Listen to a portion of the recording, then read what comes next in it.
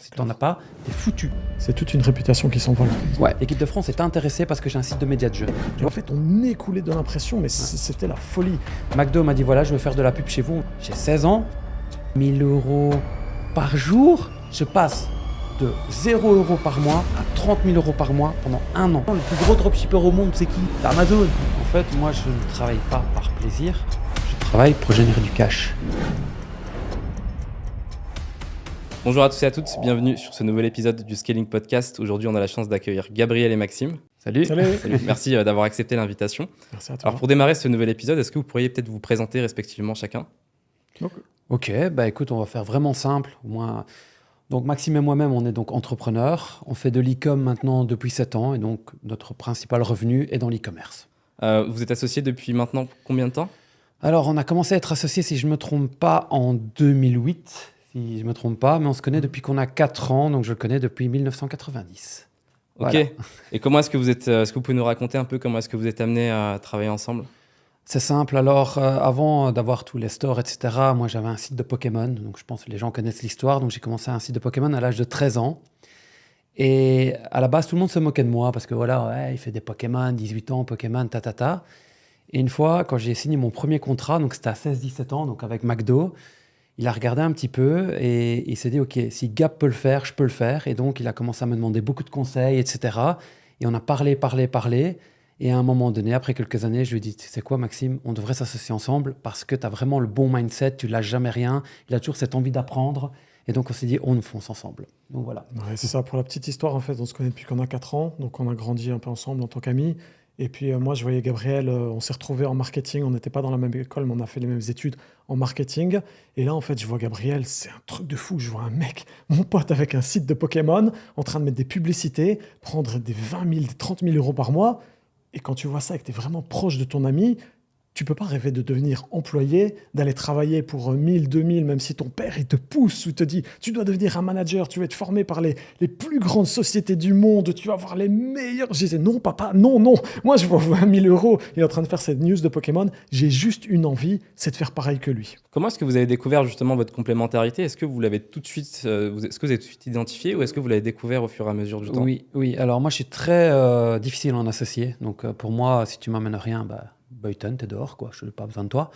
Par contre, ce que j'ai bien aimé avec Maxime, c'est qu'au début, c'est pas qu'au début, je voulais m'associer avec lui directement. Et c'est d'ailleurs, on n'en a même pas parlé. Il m'a juste demandé de lui expliquer de comment faire de l'argent, etc. Ce que j'ai bien aimé, c'est qu'il a compris, entre guillemets, mes faiblesses. Il est à chaque fois venu avec une solution en disant, voilà, Gab, je sais ce qu'on peut faire pour toi. Tu as besoin, par exemple, d'habillage, donc de side skin pour tes sites, donc de mettre les sites aux couleurs des annonceurs. Avant, je devais négocier avec chaque annonceur pour qu'il me donne les créas. Lui, il est venu une fois, il a fait, tu sais quoi, moi, je vais faire tes habillages publicitaires et on va les donner aux annonceurs. Il avait marqué un grand point parce que, par exemple, quand j'ai eu l'équipe de France, je m'en souviendrai toute ma vie, l'équipe de France fait de la pub sur mon site de Pokémon. L'équipe de France est intéressée parce que j'ai un site de médias de jeunes. Donc, tu vois, vraiment intéressée. Mais l'équipe de France n'a pas le temps de faire un habillage qui correspond au Pokémon. Donc, ils ont dit, on veut acheter chez vous, mais on n'a pas le temps de faire la créa. Maxime, il vient. 2 heures après, il a fait l'habillage avec Citroën équipe de France. Il me dit, vous t'envoie ça. Donc, à l'agence qui gère l'équipe de France, je l'ai envoyé, validé. 2 jours après, l'habillage publicitaire et de l'équipe de France était sur mon site de Pokémon. Il a compris comment m'aider dans mon business. Il n'a même pas pris 1 euro. Hein. Il me l'a juste donné. Il ne m'a rien demandé en échange. Ça joue beaucoup aussi. Il me l'a donné. J'ai eu mon contrat. Ça a bien marché. Ils ont acheté 1 semaine. Mais grâce à lui, je l'ai eu directement. Alors que si je ne l'avais peut-être pas eu, j'aurais dû trouver un designer, j'aurais dû négocier, j'aurais dû payer. Et peut-être ce serait passé à la trappe. Lui, il est arrivé, il m'a donné la solution. Et quand tu as un associé qui, tu lui donnes l'idée, qui t'amène une solution rapidement, tu dois le garder. Clairement, tu dois le garder. Ouais, pour moi, en fait, je peux pas dire que j'étais complémentaire à Gabriel puisqu'il a commencé à 13 ans. Donc moi, j'ai commencé beaucoup plus tard, vers 18-19 ans, je pense. Des fois, on va être un peu confus au niveau des dates parce qu'il faut savoir que on a 36 ans tous les deux. Donc des fois, quand on doit se rappeler de choses d'il y a 20 ans, c'est pas facile d'être extrêmement précis. Mais voilà, je vois encore une fois, je le vois en train de travailler comme un fou, de générer des revenus. En fait, je m'en fous. Je veux pas gagner d'argent. Si, je veux gagner de l'argent, bien entendu, mais je veux apprendre de lui parce que, encore une fois, aujourd'hui, il y a des petits jeunes qui commencent à 13 ans, qui font des milliers d'euros, des dizaines de milliers. Mais il faut savoir qu'il y a 20 ans, mais personne n'était en train de se dire il est possible de faire de l'argent sur Internet. Donc, rien que de travailler pour lui, c'était déjà pour moi une chance et un honneur, quoi. Et au final, ça a payé grave. Pour celles et ceux qui nous écoutent, est-ce qu'on pourrait peut-être essayer de remettre un peu de contexte sur justement Pokémon? le site du coup de Pokémon, vraiment dans les grandes lignes, et aussi sur l'agence Mediaclick. Oui, bon, on va la résumer, donc très simple. Donc en fait, à 13 ans, j'ai cassé la table en marbre de ma maman. Donc il fallait déjà savoir que j'avais raté à l'école, donc j'avais des secondes 16, donc une repasse. Je casse la table en marbre de ma maman. Elle me dit, écoute, tu sais quoi, tu as un glandeur, j'en ai vraiment marre. Je vais t'acheter un livre, tu vas le faire dans les 2 mois. Le livre, c'est Comment créer son site internet. Tu vas le lire, tu vas créer ton site. Le premier site que j'ai fait, c'était en Front Page Express. Donc, pour les gens qui veulent vraiment retourner dans les années 90, 95, Front Page Express, vous pouvez taper, vous allez le retrouver. Tu fais ton site, tu trouves un domaine. À l'époque, en 2000, qu'est-ce qui marchait bien? La Pokémania. Donc, les Pikachu, ils étaient partout. J'ai 13 ans, j'adore les Pokémon, je fais un site sur les Pokémon. J'ai commencé comme ça. Alors, je l'ai fait pendant quelques années, ce site-là, vraiment par passion. Donc, comme j'avais déjà dit dans le passé, tu n'as pas cette optique à 13 ans de vouloir faire de l'argent avec un site internet, encore moins en 2000. Donc, on retourne vraiment, vraiment loin. Par contre, tu as l'optique de dire que tu as d'autres gens qui ont un site de Pokémon et tu veux dire, si lui, il fait autant de visiteurs, moi, je veux le dépasser. Donc, il n'y avait pas cette optique de faire de l'argent, il y avait cette optique d'être numéro 1 en visite. Ça, je l'ai fait pendant des années. J'adorais faire mes news, j'adorais gérer mes équipes parce qu'en fait, j'avais toute une équipe de bénévoles. Il y en avait un qui s'occupait des astuces, il y en avait un qui s'occupait de l'actualité sur les cartes Pokémon, il y en a un qui s'occupait sur l'animé Pokémon. Donc, je gérais déjà, sans le savoir, entre 13 et 16 ans, une équipe de bénévoles. Donc, on ne parle toujours pas d'argent, j'insiste, c'est une équipe, une pure passion. Et puis, je répète, une fois, sans le savoir, j'avais un média qui faisait 50 000 visiteurs par jour en 2004. Donc, il n'y avait pas encore d'iPhone, etc., axé sur les enfants. Qu'est-ce qui s'est passé? C'est qu'un jour, j'ai McDonald's qui m'a appelé. Ça, on va continuer là-dessus. McDo m'a dit, voilà, je veux faire de la pub chez vous. On veut mettre tout le site aux couleurs des Happy Meal. Combien vous proposez? Et moi, à ce moment-là, j'ai 16 ans, il faut le remettre, 16-17 ans, il faut le remettre dans le contexte. Il me demande un prix. Moi, j'ai beau gérer mes équipes, etc. Je ne sais pas quoi répondre à ça parce que je n'avais pas l'habitude de gérer de l'argent. Je leur ai dit, écoutez, je vais appeler Maxime parce qu'on s'entendait déjà très bien. Il avait toujours cet esprit, Maxime, de réfléchir plus loin. En fait, à chaque faiblesse que j'avais, où j'étais pas à l'aise, j'allais voir Maxime. En gros, c'est simple. Je demande à Maxime, je dis voilà, écoutez, je vous rappelle dans 1 heure, etc. Je contacte Maxime. Maxime, il va toujours au culot, toujours. Il va faire, lui, dans sa tête, c'est, ils viennent vers toi, demande-leur 1 000 euros par jour. J'ai fait, 1 000 euros par jour, mais t'es sérieux? Ils vont dire non, tu vois, ils vont jamais accepter. Et Maxime, je n'oublierai jamais ce qu'il m'a dit. Il m'a dit, même s'ils disent non à 1 000 euros par jour, ils t'ont contacté, ils veulent faire de la pub chez toi, même s'ils te donnent 300 euros par jour. Tu gagnes quand même rien. J'ai fait, t'as raison. Je rappelle McDo, là, j'étais pas aussi sûr que maintenant, hein. J'ai 16-17 ans. Je fais bonjour, voilà, j'ai réfléchi, 1 000 euros par jour? Ils font 1 000 euros par jour, oui. Ok, on prend pour 1 an. 1 an, je passe de 0 euros par mois à 30 000 euros par mois pendant 1 an. J'ai 16-17 ans, je suis encore à l'école. Je ne sais pas si tu t'imagines le déclic qu'il y a eu dans ma tête. À partir de ce moment-là, et je l'ai dit à Maxime, j'ai compris qu'on pouvait gagner de l'argent sur Internet. C'est là où ça a fait le gros déclic. Donc là, j'ai vraiment compris. Donc c'est parti comme ça, en fait. Et qu'est-ce qui change dans ta vie au moment où tu as 16-18 ans? J'imagine qu'autour de toi, tes amis, tes copains, ils ont un train de vie normal. Toi, tu génères 30 000 euros par mois. Ouais. Qu'est-ce que ça change dans ta vie? Alors, il faut savoir que dans les agences publicitaires, et là, il y avait aussi la crédibilité est très compliquée. Parce que même moi, quand je l'ai dit à mes parents, McDonald's m'a signé, la première chose, parce que ma maman est entrepreneur, elle a dit la première chose, c'est on va voir quand tu auras l'argent sur ton compte.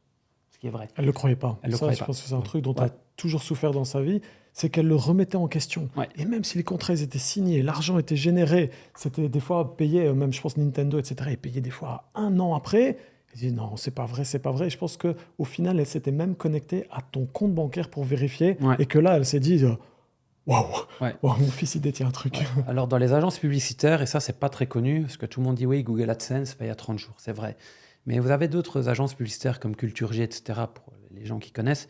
Ces gens-là payent entre 5 et 8 mois après la prestation. Okay. Parce que les Nintendo, etc., ils sont très longs à payer. Pokémon Company est un désastre. Ils payent 1 an après, je pense, de mémoire. Super long. Donc, même quand tu as 16 ans et que tu dis que tu as signé ça, par exemple, je me souviens à McDonald's, j'avais dû attendre 4-5 mois quand même aussi. Et que toi, c'est ton premier contrat et que tu dis à tes parents, qui est entrepreneur, qui dit l'argent, il n'est pas là, tu t'es fait avoir ou c'est pas possible, tu vois. Ta vie ne change pas directement. Et comme les gens en plus n'y croient pas non plus, et que parce que moi, les gens rigolaient de mes Pokémon. Même quand tu as 17 ans, tu vois, tout le monde commence à. T'es ado à ce moment-là, t'arrives même à être adulte. Parler de Pokémon à 17 ans, délicat, très délicat de parler de Pokémon à 17 ans. Donc, je ne l'en parlais pas énormément. Donc, ma vie n'a pas vraiment changé à ce moment-là. Je vais dire que j'ai commencé vraiment à jouir de mon argent à 19-20 ans avec tous les retards. À 19 ans, j'étais en Audit TT. Ça, ouais.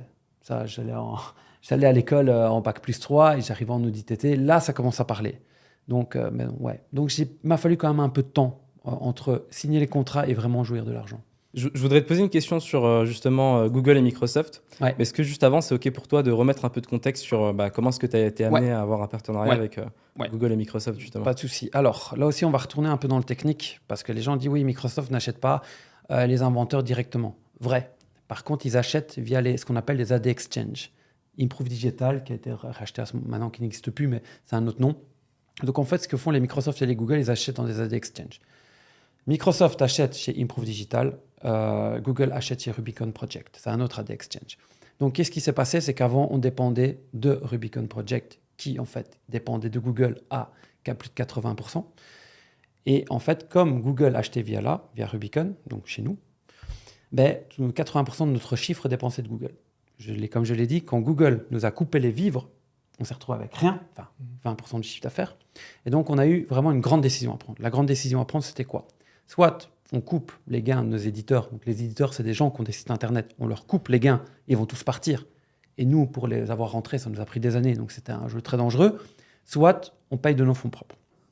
On a payé de nos fonds propres. Je n'ai pas rigolé à ce moment-là. Là, tu es content d'avoir un cash flow. C'est très important. Ça, on y reviendra plus tard. Mais avoir du cash flow dans ta société, ne pas tout avoir misé, ça te permet d'avoir de la trésorerie en cas de coup dur. Super important. Si tu n'en as pas, tu es foutu. À un moment donné, tu vas être foutu. N'importe quel domaine, que ce soit e-commerce, vente de formation, s'il y a le moindre pépin, s'il n'y a pas de cash flow pour couvrir, c'est toute une réputation qui s'envole en fait. Ouais. Donc, Google nous dit on n'achète plus chez vous par l'intermédiaire de Rubicon Project, on est dans la merde. Là, dans ces deux cas-là, j'ai dit écoute Max, j'avais regardé dans le panel Nielsen, on était troisième. Google premier, Microsoft deuxième, nous troisième. On parle de publicité. Hein. Bien sûr, bien sûr. J'ai dit à Max, écoute, il faut rentrer un autre AD Exchange, super important. Il nous faut, on en a besoin d'autres. À l'époque, on travaillait avec des AdMail, etc., pour ceux qui veulent checker. Mais il y avait un autre AD Exchange qui était en train de péter, c'était Improve Digital. Ils sont en Hollande, ils le sont peut-être plus maintenant, mais à l'époque, ils l'étaient. Je vais les voir, je dis voilà, écoutez, moi j'ai autant d'inventaire. On fait des millions d'impressions par jour, des millions d'impressions publicitaires par jour. On est gros. Improve Digital vient d'arriver sur le game. Ils ont Microsoft qui essaye de vraiment s'intégrer et de rentrer sur le game. Je vais voir Improve Digital, on part en Hollande. On est partis ensemble. On part en Hollande. Je leur dis voilà, moi j'ai un gros inventaire, il est vide, on paye de nos mains. Est-ce que ça intéresserait Microsoft de tout reprendre? 2 jours après, ils disent ouais, on vous prend. On prend tout l'inventaire. Pac, ça commence à répéter, on commence à ramener encore plus d'éditeurs. Et on pense, et bam, bam, planche à billets repart. Nickel. Google le voit. Il le voit. Ils viennent le revoir via l'intermédiaire de Rubicon. Ils disent OK, est-ce que vous pouvez repartir là-dessus? On reprend le deal. Et là, à ce moment-là, j'aurais dit oui, mais je vous donne plus 100%. Et c'est comme ça que je t'ai dit qu'on a donné 50% à Microsoft, 50% à Google. Et nous, ça nous a permis de ne plus dépendre de quelqu'un. Parce que si un jour Google nous dit on ne vous prend plus, OK, pas de souci, je repars chez Microsoft. Si un jour Microsoft me dit on ne vous prend plus, je repars chez Google. Ça m'a permis d'avoir une autonomie et de garder la main mise sur mon business sans dépendre d'un seul acteur. Donc voilà, c'est passé comme ça. Et ce qui est dingue aussi dans l'histoire, c'est que justement, vous étiez l'agence numéro 3 en francophonie de publicité. En impression publicitaire, en quantité. Ouais. Donc, en termes donc c'est de display, hein, c'est les publicités qui apparaissent. Je ne dis pas en termes de revenus. Nous, ce qu'on dit, c'est qu'on avait un volume qui était monstrueux. De ce qu'on appelle du CPM. Donc du CPM, c'est des publicités à l'affichage. On avait tellement de sites et Gabriel avait mis en place à l'époque quelque chose, en fait, c'était du refresh. Donc il rafraîchissait les bannières toutes les 45 secondes alors que les autres ne le faisaient pas. Du coup, on avait vraiment un volume monstrueux. Ouais, et pas que ça aussi. Pour rester un peu plus en MediaClick, qu'est-ce qui a permis de rentrer 1500 éditeurs? Donc des gens qui diffusaient nos publicités. On avait 1500 sites web actifs. En fait, c'est simple. Moi, j'avais mon site de Pokémon. J'en vivais. Je vivais de pubs que je négociais moi-même avec mon site de Pokémon. Donc, mon discours auprès d'un autre éditeur, c'était pourquoi je te ferais confiance, Gabriel. Parce que moi aussi, je suis éditeur. Et ça, il n'y avait aucune agence sur le marché. Il n'y avait personne qui avait son agence de pub et ses sites Internet. J'étais le seul. Et donc, ça a vraiment permis aux éditeurs de se dire « Ok, Gabriel, on le connaît. Oui, il a son site de Pokémon depuis des années. Oui, il en vit. Ok, je lui fais confiance. » Et alors, l'autre chose qui nous a bien aidés, c'est que toutes les régies publicitaires veulent les gros poissons. Donc, ils voulaient Le Monde, Hotmail, ils voulaient tous les gros sites. Mais les petits et les moyens, ils n'en voulaient pas. Et moi, j'avais dit à Maxime, j'ai dit, il y a un plan à jouer, il y a une stratégie à prendre. Nous, on va démarcher tous les petits et les moyens avec notre accroche en disant, moi aussi, parce que ok, j'ai un site de Pokémon, mais 50 000 VU par jour, visiteurs par jour, t'es gros parce que t'as un média pour les enfants, mais t'es rien comparé à Le Monde. Donc moi, je les comprenais, ces gens-là. Donc nous, notre discours marketing, c'était, on va vous donner des sites pour les petits et les moyens où les grosses agences n'en veulent pas. Mais le problème, c'est que les grosses agences, elles avaient qu'un site. Moi, j'en avais 1500. Donc en fait, j'avais dépassé les grosses agences parce que moi, j'avais de la masse en permanence et que les gens me faisaient confiance parce que j'avais moi-même mes sites internet que je monétisais. Et c'est fait d'avoir cette image-là en disant, MediaClick, c'est la régie pour les éditeurs, par des éditeurs, entre guillemets, parce qu'on était éditeurs nous-mêmes, ça nous a amené de la sympathie et aussi un growing qui était immense. Tu Ouais. vois. Et ce que j'aimerais souligner aussi, c'est ce qui est plutôt incroyable dans l'histoire, c'est donc vous arrêtez de travailler avec Google pendant une période de temps, ce qui fait que vous décidez d'avancer plutôt avec Microsoft, qui était le deuxième à ce moment-là. Et le fait que vous bossiez avec Microsoft, ça permet à Microsoft de reprendre la première C'est position. Et c'est à ce moment-là que Google s'affole et qu'ils reviennent vers vous. C'est ça. Parce qu'en fait, je t'explique pour que les gens comprennent bien. Moi, j'avais mis en place une stratégie à un moment donné qui ne me faisait plus négocier en direct avec les annonceurs, mais de négocier en direct avec les agences et qu'elles me rétrocèdent une commission, parce que je représentais beaucoup de volume. C'est comme quand tu achètes de la marchandise au gros. En gros, tu payes toujours moins cher que si tu l'achètes à la pièce. Donc, moi, ce qui m'avait bien aidé avec ça, c'est que d'avoir, même si j'affichais mes propres pubs et que j'étais numéro 3, quand j'affiche du Google, en fait, ça rentre dans les affichages de Google. Quand j'affiche les publicités de Google, ben, Google prend aussi de l'impression. Pareil pour Microsoft. Quand j'affiche mes bannières MediaClick et que j'affiche par l'intermédiaire de Microsoft, même dans le Nielsen, Microsoft monte. Donc en fait, nous, ça nous a bien aidé parce que nous, quand on a tout donné à Microsoft, ben, en fait, oui, les affichages de Microsoft ont monté à une vitesse vertigineuse. Vu que nous, on faisait des millions d'affichages par jour, on était immense. Et donc là, ça a mis Google en deuxième en Nielsen. Et c'est comme ça qu'on a pu renégocier. Ouais. Ce qui a fait aussi qu'on avait autant d'impression, c'est que au niveau d'un Google AdSense, par exemple, il y avait, où la plupart des régies, ils imposaient des limites de bannières. Par exemple, ils disaient, je veux uniquement 3 affichages en haut de page, tout en haut à droite du site. Nous, on est arrivé, Gabriel a dit, moi j'ai tellement de partenaires, je connais tellement de régies publicitaires qui peuvent nous alimenter que je t'autorise par exemple à mettre 5 bannières, 6 bannières, tu peux même en mettre tout en bas de page. Donc on est arrivé et on a convaincu les personnes de rajouter des formats additionnels. On disait, même écoute, rajoute même tout en bas de page, là où personne ne va, rajoute une publicité. Et en fait, on écoulait de l'impression, mais c'était la folie. Il faut savoir qu'à l'époque, pour acheter sur des sites internet, c'était beaucoup plus compliqué qu'aujourd'hui parce que vraiment il fallait connaître les sites, il fallait les démarcher, ils répondaient pas, il fallait négocier les contrats. Donc tout passait par des agences.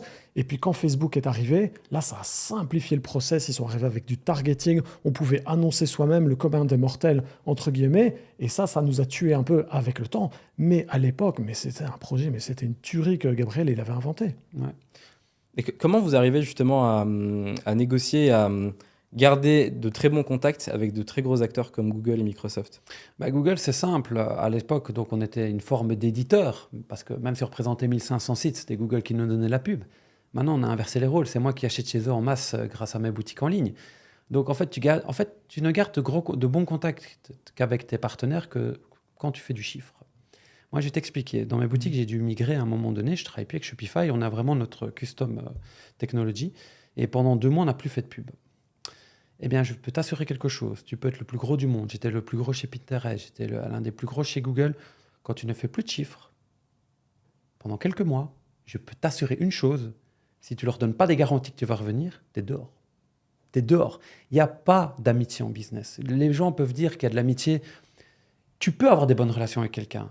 Mais cette relation peut se terminer du jour au lendemain. Le jour où tu fais plus de chiffres, tu ne rentreras plus en compte à cette personne-là parce qu'elle a des quotas à tenir. Et même chez Google, ils ont des quotas d'impression à tenir. Ils ont des quotas de clients à rentrer. Ils ont des quotas de chiffre d'affaires à tenir.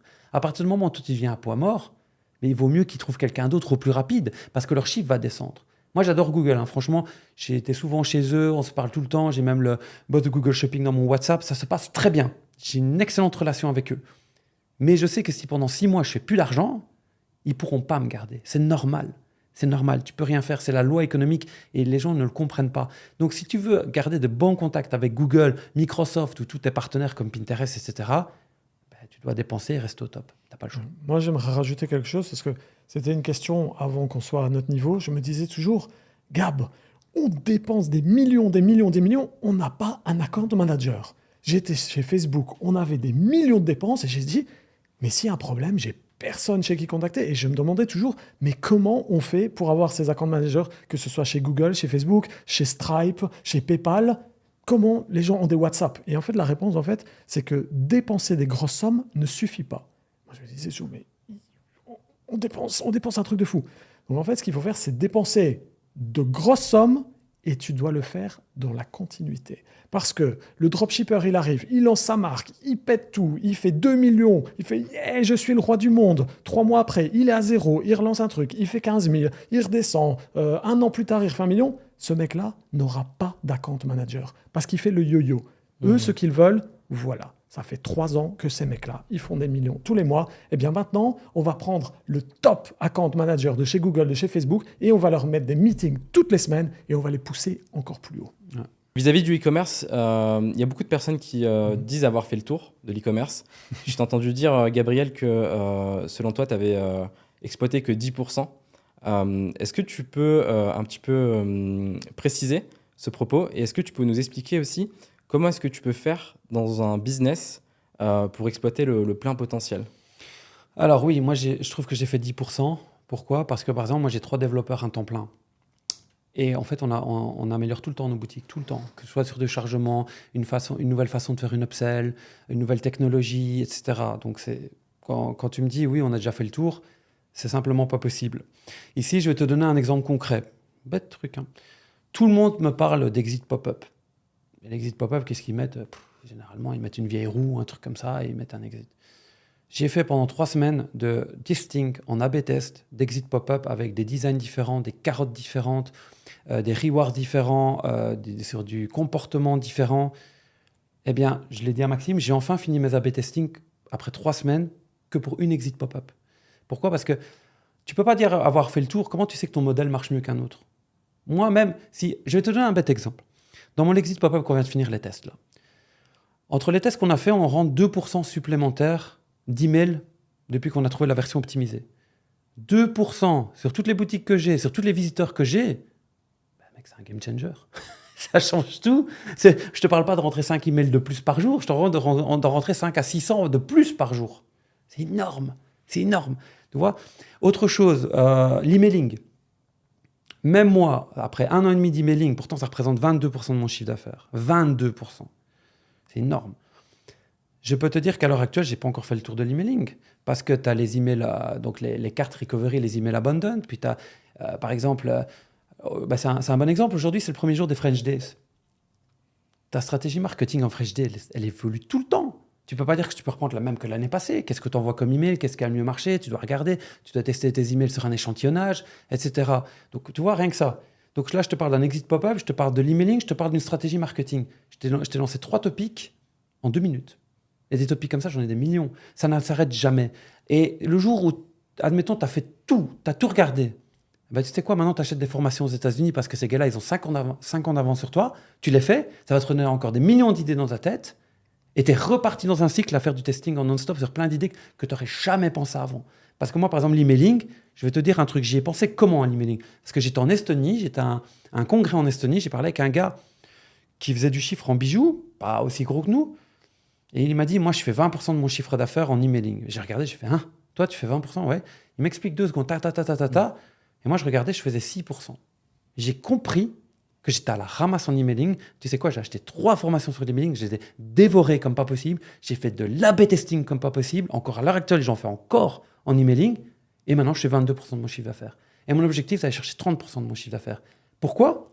Parce que si, dans mes achats publicitaires, je suis break-even, donc break-even, c'est je ne suis pas rentable, je ne perds pas, mais je ne suis pas rentable. Mais que derrière, j'ai 30% de mon chiffre d'affaires en emailing, qui ça, c'est 100% rentabilité. Mais je m'en fous, je gagne ma vie. Et tu vois, ça, c'est quelque chose qui change. Par exemple, de l'upsell. Les gens, ils ont fait le tour de l'upsell. Bah, arrête. Qui a fait le tour de l'upsell? Personne. Même Amazon ne l'a pas fait encore. Donc, moi, je vais te dire quelque chose. Les gens qui disent qu'ils ont fait le tour du dropshipping ou de l'e-commerce, c'est qu'ils veulent te vendre une autre formation parce qu'ils sont plus à jour. C'est à mon avis. Ou des gars, et ça, c'est comme une force de caractère, qui se disent j'en ai marre du dropshipping, j'ai envie de faire autre chose. Ça, c'est compréhensible. Mais jamais de la vie, tu auras fait le tour. Si moi, j'ai fait 10%, ben, tout le marché en France, il a fait 3%. Et encore, je suis gentil. Très gentil. Voilà. Tu disais que tu avais acheté du coup une formation, 3 formations justement pour te former sur l'emailing. Ouais. Je sais aussi que tu as environ 100 collaborateurs. C'est ça, ouais. Donc, centaines de collaborateurs. Quelles Ouais. sont les actions sur lesquelles aujourd'hui tu es encore dans l'opérationnel? Alors, déjà, les fiches produits. Alors, ça a l'air bête. J'ai toujours dit à Maxime, tu peux faire le meilleur marketing du monde. Si ton produit que tu as choisi, il est foiré, t'es mort. Parce que le produit, pour qu'il marche, c'est qu'il doit répondre à un besoin. Tu as peut-être des produits qui marchent bien aux États-Unis, mais qui ne marchent pas bien en France. Ça, c'est quelque chose que je ne délègue pas. Le choix des produits à lancer. Maintenant, mes équipes font les produits, mais c'est moi qui les corrige. Pourquoi? Parce qu'il va peut-être manquer un argument, tu as peut-être une image que j'aime pas. C'est tous des petits détails qui fait que, dans ma tête, à chaque produit qui est lancé, il a été validé et corrigé par moi-même. C'est super important. Les gens ne se rendent pas compte. Il y a quelque chose d'autre dans l'opérationnel que je gère beaucoup, le lancement des pubs. Ah ouais, les gens disent, Gabriel, tu fais encore tes pubs? Mais bien sûr. Le fait que je ne demande pas d'une agence qui s'occupe de mes pubs en Internet, je ne demande personne, ben, ça veut dire que je peux balancer mes pubs moi-même. Si je peux balancer mes pubs moi-même, ben, ça veut dire que je peux faire un buzz rapidement, ou je peux lancer un produit, par exemple, en hiver, la veste chauffante électrique, mais je l'ai tué. Je l'ai tué total. Parce que, un, c'est moi qui ai fait le produit, enfin, qui l'ai corrigé. Deux, c'est moi qui l'ai choisi. Trois, c'est moi qui ai fait les pubs. Bah oui, j'ai fait en fait, toutes les étapes du lancement ont été faites par moi. Bah oui, je l'ai tué. Ok. Ouais. Et du coup, sur les 100 collaborateurs que tu as aujourd'hui, est-ce qu'ils sont tous sur une seule et même structure ou ils sont dispersés sur différents... Non, déjà, service après-vente. Service après-vente, très important. Parce qu'un client qui n'est pas content, il faut quand même s'en occuper. Alors vous allez dire, ouais, mais Gab, tu t'en fous, tu fais du drop. Non, je m'en fous pas. Mon but, si je fais autant d'argent en emailing, c'est parce que mes clients sont contents. Sinon, ils ne rachèteraient pas. Bah ouais, c'est quand même le but. Et deuxièmement, tu as des taux de litige à tenir en Stripe. Quand je vois des gens qui me contactent, Gabriel, tu as un compte à Stripe à vendre, tu ne les perds pas. Pourquoi je perdrais mon compte Stripe? Je fais mon taf. Moi, mes clients sont contents. Je ne perds pas mon compte Stripe. Parce que mes taux de litige, ils sont bons. Donc, c'est important. Donc, ça aussi, c'est quelque chose. Ça fait partie du milieu de l'entrepreneuriat. C'est de faire attention à tes litiges Stripe. Les gens ne le font pas. Problème. S'ils ont envie de travailler au bord d'une plage et qu'ils sont contents, moi, je taffe. Je n'ai pas le temps. Donc voilà, donc ça c'est aussi. Donc on a un service après-vente qui est pour moi très bon. Je pense que c'est Maxime qui le gère. Il y aura toujours des soucis. Celui qui gère 5 clients, il va gérer ses 5 clients parfaitement. À partir du moment où tu commences à avoir 50 personnes dans ton service commercial, tu as des milliers d'emails qui viennent tous les jours, tu peux pas. Tu peux pas éviter les soucis. Que ce soit Amazon, que ce soit Cdiscount, que ce soit la Fnac ou une banque ou n'importe quel business qui pèse, il y a des soucis. Mais après, le but, c'est de les gérer le mieux possible. Forcément, moi, quand j'ai commencé le drop, je répondais moi-même aux clients. Forcément, tout était parfait. Après, quand tu commences à avoir des grosses équipes de 50 personnes, mais c'est sûr que le niveau, il baisse, mais il y a des outils qui te permettent de voir, voilà, le temps de réaction est de combien. Chez nous, par exemple, c'est 16 minutes pour avoir une réponse quand on voit un premier email. Et puis ensuite, tu as des enquêtes de satisfaction, des choses comme ça. Donc, c'est tous des systèmes que tu dois mettre en place, toi, en tant que chef d'entreprise, et ne pas le faire toi-même. Après, tu ne peux pas avoir l'œil partout. Du coup, tu dois mettre des managers. Mais c'est sûr que plus tu grossis, et plus c'est compliqué à gérer, et tu dois vraiment essayer de faire le meilleur service possible. Voilà. Alors aussi, j'ai des managers qui servaient les équipes parce qu'on est 100, et je ne peux pas laisser mes 100 employés me parler. Sinon, je ne fais plus que ça. Donc, j'ai 4 managers qui s'occupent de différents départements. Mais le lancement des produits, même si je les corrige, je n'ai pas dit que je les faisais. Donc, et ça envoie parce qu'on a beaucoup de boutiques. Et alors, l'autre chose aussi, qui est quand même important, je t'ai dit que je faisais mes pubs, mais je les lance. Je veux dire, dans le sens, moi qui regarde si elles sont bien faites ou pas, mais c'est mes équipes maintenant qui commencent à les créer. Ils les mettent en draft, comme on appelle ça, donc en brouillon. Et moi, je les vérifie après, et après, je les lance. Donc voilà, donc en fait, le but, c'est de gagner du temps. Parce que quand tu achètes de la pub sur Pinterest, Google, Facebook, etc., si je commence à faire chaque pub moi-même, je m'en sors plus. Donc en fait, moi, je forme mes équipes à tout ce qui est délégable, mais la décision finale, pour moi, doit être prise par le chef de la société. Autre chose aussi, j'ai pas de démission dans ma boîte. J'ai pas eu de démission depuis 3 ou 4 ans, je pense, de mémoire. Non, personne. Non. Alors, il y a 2 choses à ça. C'est que, moi, j'estime que je m'en fous du nombre d'heures que tu travailles à partir du moment où le travail est fait. Moi, c'est l'efficacité qui m'importe, pas le nombre d'heures. Et deuxièmement, quand tes employés ils voient que tu travailles à fond, que tu continues d'innover. Par exemple, sur le compte Insta avec le Gabriel DXB, quand j'ai mon employé qui me dit « Avec toi, Gabriel, j'aurais vraiment tout vu. J'aurais vraiment tout vu. » Il dit « C'est incroyable, tu lances ça, tu lances ça. » Eh ben, tu sais quoi, tes équipes se disent « Lui, il bosse plus que nous. » Donc, ça amène un certain respect. Tu as des employés. Tu crois vraiment, quand tu as tes employés qui te voient que leur boss, il travaille de la plage, tu crois vraiment que les employés, ils ont une admiration pour ça? Tu crois vraiment que ton employé il se dit ben moi, mon boss, il travaille au bord de la plage où il voyage tout le temps en permanence et nous, on travaille comme des fous. Tu penses vraiment que tes employés, ils ont de l'admiration en voyant leur boss qui voyage tout le temps et qui travaille au bord de la plage? La seule chose que ça donne à leurs employés, c'est quoi? C'est de dire, tu sais quoi? Moi, les boutiques, je vais les lancer moi-même, j'en ai pas besoin, il ne travaille pas le type. Et là, tu es dans la merde. Par contre, quand tu as tes équipes qui te voient, qui cravachent, que tu travailles toujours à fond, ils se disent, ouais, lui, on le suit. Et alors, l'autre chose aussi, comme tu n'as pas d'émission depuis 4 ans, ben, ça veut dire quoi? Ça veut dire que mes équipes, elles sont payées en temps et en heure tout le temps. Alors, tu sais, tes employés, ils ont des enfants, ils ont une famille. Ils se disent, ben, avec Gabriel, quand je dis Gabriel, c'est Gabriel et Maxime, hein, ben, avec Gabriel, je sais que mon salaire il tombe tous les premiers jours du mois ouvrable, bien entendu, parce que le dimanche, je ne fais quand même pas les virements. On sait qu'avec Gabriel, on est payé. Et encore, il bosse énormément. Ouais. Voilà. Donc, tu vois, c'est toutes ces petites choses-là. Les gens aiment bien montrer du social proof. Moi, j'aime bien montrer à mes employés que je suis fiable. Et quand tes employés ils voient que tu es fiable et que tu n'arrêtes pas, que quand tu as des grosses crises et que tes employés ils te voient que tu les règles très rapidement et que tu mets personne dehors, ben, tu vois, rien que ça, tes employés se disent « Ouais, je reste avec lui ». Donc ça développe aussi ce côté un peu loyal et cette grosse culture d'entreprise où en fait il n'y a pas uniquement je fais mon travail, mais en fait il y a un peu une culture familiale dans l'entreprise, quoi. Ouais, je veux dire, moi je te dis, si par exemple, admettons, j'ai beaucoup de mamans qui travaillent dans ma société, elles doivent aller à l'hôpital pour leur fils.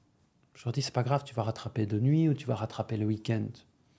Mais qu'elles se disent, ben, ok, moi mon patron il me laisse aller à l'hôpital ou des choses comme ça, il y a des petits problèmes, il me laisse. C'est quand même rassurant que d'avoir travaillé une boîte. Si, admettons, je suis belge, tu vois, admettons, tu es à Mons, pour aller de Mons à Bruxelles, il te faut 1 heure de trajet parce qu'il y a beaucoup d'embouteillages. Ton petit tombe malade, tu dois retourner à Mons, il te faut 1 heure. Tu dois déjà demander l'accord à ton employeur. Tu dois vite retourner en voiture à Mons.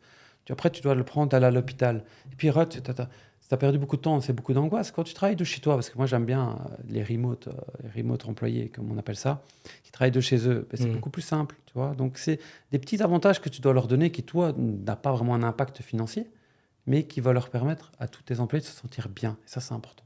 Et au niveau de la répartition, justement, sur ces 100 employés, au niveau des différents pôles, des différents départements, comment est-ce que c'est réparti? Alors, c'est simple. On va venir plus loin parce que je vois déjà les critiques dire « Ouais, Gabriel, il prend à l'étranger, il ne prend pas en France, etc. » Donc, avant de répondre à ta question, je vais quand même expliquer pourquoi je suis parti de la Belgique. C'est quand même très important de le mentionner avant qu'on me dise. Moi, j'ai beaucoup d'employés en Belgique. J'ai employé en Belgique, beaucoup. Je vais te dire 2 choses pourquoi je suis parti. Je m'en souviendrai toujours. Tu as parfois ce qu'on appelle, dans ton bureau, des contrôles inopportuns pour vérifier si tes employés sont bien traités. Je ne suis pas contre ça. Pas contre. Moi, j'ai un bureau avec plein de... Donc, mon office était avec plein de bureaux. Donc, j'avais mon employé qui était là, des bureaux, Donc, tac. Vous voyez, voilà, on est là pour vérifier les conditions. Je dis, OK, entrez. Regarde. Il me dit, ce bureau-là, il ne peut pas rester là. Je dis, pardon, pourquoi? Parce qu'il met par rapport à une fenêtre et à 4 heures de l'après-midi, le soleil peut aller dans les yeux de l'employé. Je le regarde, je dis, c'est mon bureau. C'était le mien. Ah, je dis, je peux, ça va? Moi, je peux? Oui, c'est votre société, je m'en fous, vous pouvez. Mais vos employés ne peuvent pas être là. Je dis, OK, ça va, merci. Okay. Ça, ce truc-là, d'avoir un gars que je ne connais pas qui se permet de rentrer dans mon bureau et de me dire ce que je peux faire, ça me fait chier. Je déteste ça. Deuxièmement, et ça me partir. 2 choses encore. Non, 2, encore plus 2. T'arrives, on devait licencier un gars. Parce que, concrètement, il mettait la société dans la merde. Donc, je vais voir mon secrétariat social, etc. Et tu sais, quand tu licencies quelqu'un, il y a un préavis. Toujours, c'est obligatoire. Pas de souci avec ça. Ça, je le comprends. Tu licencies, tu dois donner 3 mois de préavis. C'est normal. Je n'ai rien avec ça. Par contre, mon secrétariat social a dit, si vous lui donnez 3 mois de préavis, il doit faire exactement la même tâche qu'il faisait avant. J'ai fait ça, c'est plus chaud, parce qu'il gérait les clients. Et quelqu'un qui va partir peut s'en foutre de tes clients. J'ai dit, ça, c'est chaud. Et je dis, qu'est-ce qui se passe s'il commence à entraver ou qu'il commence à mal parler à mes clients, etc. On ne peut rien faire, il doit faire exactement la même tâche. Et j'ai fait, ah. Et j'ai fait, qu'est-ce que je peux faire? Il dit, ou alors vous avez 2 solutions. Soit il vient encore 3 mois chez vous. Vous n'avez pas le choix. Et il doit garder le même job, même à faire de la merde, tant pis, même s'il parle mal à vos clients. Ou soit vous le payez 3 fois plus cher et il ne peut plus venir demain. Donc en gros, je résume. Le gars mettait déjà ma société dans la merde. J'étais obligé de le licencier. Pour pouvoir le licencier, il devait faire 3 mois de préavis, garder le même job. Et même en gardant le même job, il pouvait faire de la merde, donc encore perdre plus de clients, tout en étant payé. Ou alors, je devais le payer 3 fois plus cher pour qu'il ne vienne plus. Et elle est où la logique d'entreprise là-dedans? Et alors, je vais te donner un dernier truc, exceptionnel aussi. C'était en, je pense, 2010, 2011, faut que je me souvienne. Ma société se porte mal. C'est là où on a eu un problème avec justement Microsoft Google ou une fermeture. On a eu un problème à un moment donné où pendant 2 mois, je faisais plus de cash. Ouais, moi je vais te le dire, c'est quand un de nos développeurs, en fait, le troisième associé, un jour on se lève le matin et il avait supprimé entièrement la régie publicitaire. On s'est retrouvé avec plus rien du tout. Ça, c'était une grosse erreur. Il avait supprimé tous les backups qu'on avait. En fait, et il a voulu la relancer de son côté avec un associé, un investisseur, un politicien en Belgique pour avoir 100% des parts. Du coup, on s'est retrouvé à 0 de revenus en se levant le matin. Et je te laisse reprendre ton histoire de... Voilà. Je vois où tu veux en dire. Donc ici, on n'a rien, tu vois. C'était en fin d'année, certains, parce que je m'en souviendrai toute ma vie. Je vais sur mon secrétariat social et ils me disent 13e mois bonus, pas oublié. Je regarde 13e mois bonus. Je dis 13e mois bonus dans la loi, c'est pas quand la société elle fait du bénéfice. Ah non, comme vous l'avez déjà donné l'année passée, vous devez le donner encore cette année. Donc ça veut dire que moi, je suis en train de payer de ma poche pour garder mes éditeurs, je gagne plus rien, je fais des pertes sèches, grosses pertes, hein.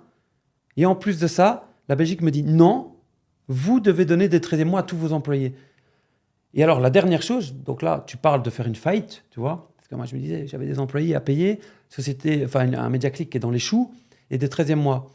Et là, j'aurais demandé la dernière chose, je dis ok, si ma société fait faillite, comment ça fonctionne? Parce que tu dois penser à tout, tu dois penser à tout. Et ils me disent, bah, si vos autres sociétés fait faillite, bah, tous vos employés vont au chômage. Je dis, ok. Et moi? Parce que, ouais, moi. Ah non, vous n'avez jamais été employé de votre vie. Donc, si vous faites faillite, ben, vous n'avez rien.